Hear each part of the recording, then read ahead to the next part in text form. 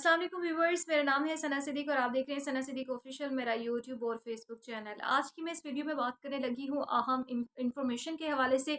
एक बड़ी informative video बना रही हूँ, तो इस वीडियो को लाजमी एंड तक देखिएगा। बड़ी अहम इंफॉर्मेशन आप तक पहुँचाऊँगी।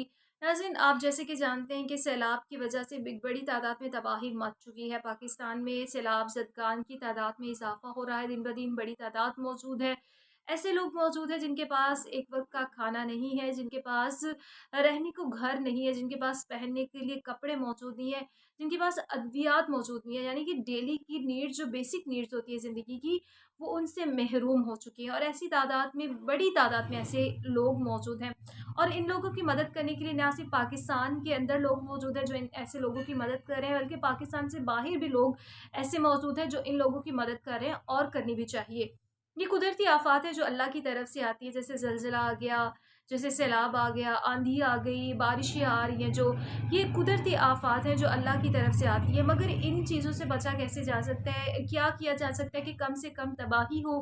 किस तरह से इस तमाम चीज़ों से निपटा जा सकता है? ये हमारे बस में है। इस चीज़ को देखना हमारा काम है। हुकूमतें जो है एक-दूसरे पर इल्ज़ामात लगाती हैं कि अगर डैम बनाए होते आप लोगों ने, पहली हुकूमत को कहती हैं, पिछली हुकूमत को, तो इस तरह की तबाही ना होती, इस तरह की तबाही जो अब मच चुकी है। लेकिन अहम चीज़ ये है कि इस तरह की तबाही को, इस तरह के फ्लड को हम रोक ही नहीं सकते डैम के ज़रिए। लोग कहते हैं डैम बने होते तो इस तरह का फ्लड नहीं आता। तो आपको बताऊँ कि फ्लड जो है निचले दर्जे के सैलाब को तो रोक सकता है, जो छोटे-छोटे सैलाब आते हैं, हर साल जिस तरह से बारिशें होती हैं, तो मेंटली तौर पर आम शहरी भी इसके लिए प्रिपेयर होता है कि बारिशें होंगी तो क्या-क्या चीज़ें हो सकती हैं, किस तरह से इनसे निपटा जा सकता है। हुकूमतें भी इससे निपटने के लिए प्रिपेयर होती है मेंटली तौर पर भी, और इसके लिए इक़दामात कर रही होती है।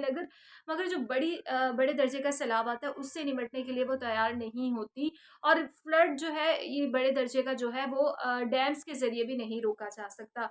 आपको बताऊँ कि 1992 में जो फ्लड आया था जेहलुम वाली साइड में, और एक बड़ी तबाही मची थी, तब भी हज़ारों की तादाद में, 1000 के करीब शायद लोग जिनकी डेथ हुई थी, हज़ारों के करीब लोग घरों से बेघर हो गए थे। जहलुम शहर मुकम्मल तौर पर डूब गया था। एक बहुत बड़ी तबाही जो है तब भी मची थी, और वहाँ दरियाए जहलुम पर हमारा दूसरा बड़ा डैम बना हुआ था और मंगला डैम का पानी उस वक़्त छोड़ दिया गया था।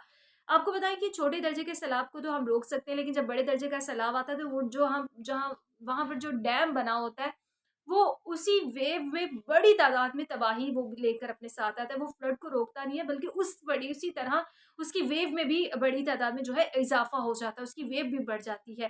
तो ये छोटी तादाद के सैलाब को तो रोक लेता है, लेकिन बड़ी तादाद का जो सैलाब होता है उसके साथ खुद भी बड़ी तादाद में ये वेव आ जाती है।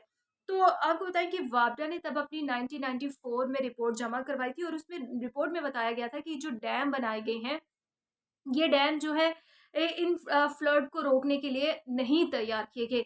ये उन्होंने अपनी रिपोर्ट में बाकायदा तौर पर बताया था। 1992 के फ्लड के बाद 1994 में ये रिपोर्ट पेश की गई थी वापडा की तरफ से, और उसमें बाकायदा बताया गया था कि डैम जो है फ्लड रोकने के लिए नहीं तैयार किए गए। 2010 में भी फ्लड आया था, और अगर उसकी वॉल्यूम आपको बताऊँ तो ये 40 मिलियन एकड़ फीट का था ये वॉल्यूम। बहुत बड़ी तादाद में जो है ये वॉल्यूम की तादाद जो बड़ी बहुत ज़्यादा है ये वॉल्यूम। और अगर तरबेला डैम का आपको बताऊँ तो तरबेला डैम में 6 मिलियन एकड़ फीट जो है जगह मौजूद है, ये इतना।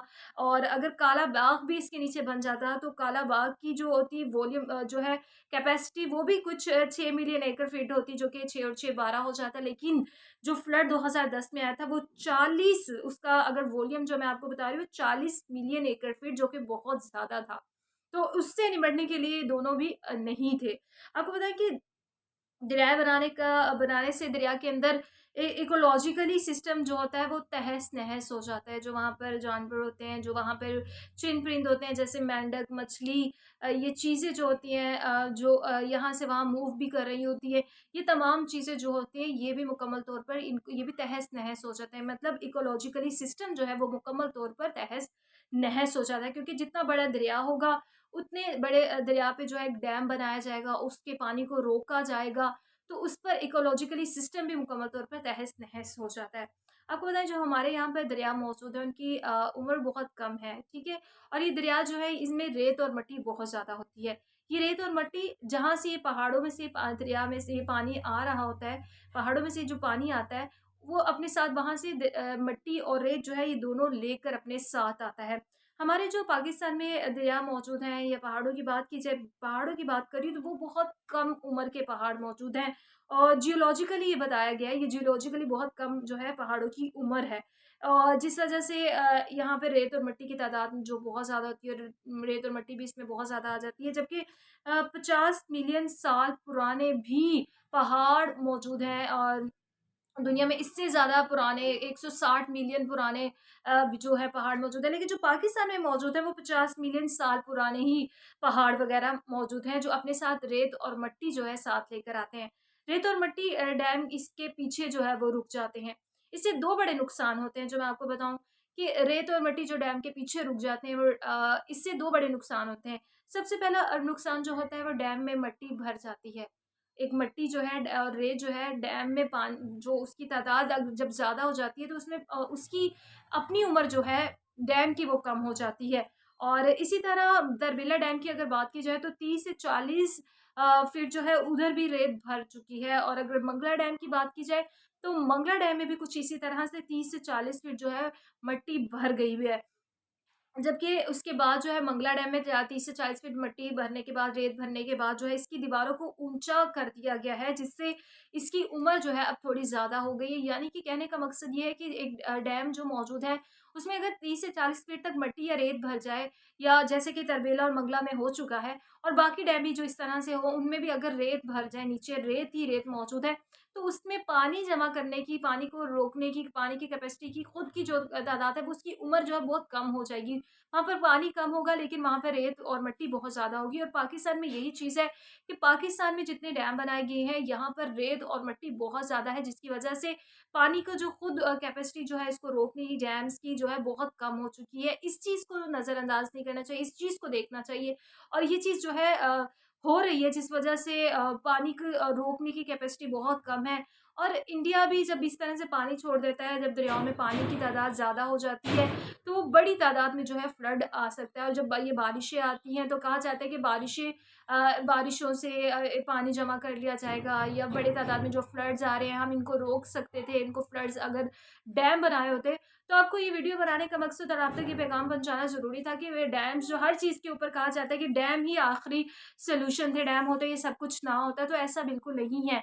डैम जो है वो सैलाब को नहीं रोक सकता, इस तरह के फ्लड्स को नहीं रोक सकता। जो छोटे दर्जे के फ्लड्स होते हैं उनको ज़रूर रोक सकता है, लेकिन जो बड़े दर्जे के फ्लड्स आते हैं उनको डैम भी हमारे जो पाकिस्तान में जो बने हुए हैं ये फ्लड्स जो हैं फ्लड को नहीं रोक सकते ये डैम भी। तो इसके ऊपर प्रॉपर वर्क होना बहुत ज़रूरी है, इस चीज़ को नज़रअंदाज नहीं करना चाहिए। इस चीज़ पर नज़रअंदाज किए बगैर इस पर गौर करना जो है बहुत ज़रूरी है कि किस तरह से सैलाब को रोका जा सकता है उससे कम जिससे तबाही मचे। तो वीडियो बनाने का मकसद भी आप तक ये इन्फॉर्मेशन बनाना बताना जो है पहुँचाना बहुत ज़रूरी था। अगर वीडियो अच्छी लगी हो तो इसे ज़रूर लाइक कीजिएगा। चैनल है मेरा सना सिद्दीकी ऑफ़िशियल, इसको ज़रूर आप सब्सक्राइब कीजिएगा। फेसबुक पेज भी है सना सिद्दीकी ऑफ़िशियल, उसे भी ज़रूर लाइक कीजिएगा। मुझे दीजिए इजाज़त, अगली वीडियो में आपके साथ दोबारा हाज़िर होंगी कुछ अहम चीज़ें लेकर, कुछ अहम इन्फॉर्मेशंस लेकर मैं आप तक ज़रूर पहुँचूँगी, जो आप तक पहुँचाऊँगी। तो तब तक दीजिए मुझे इजाज़त। अल्लाह हाफ़िज़।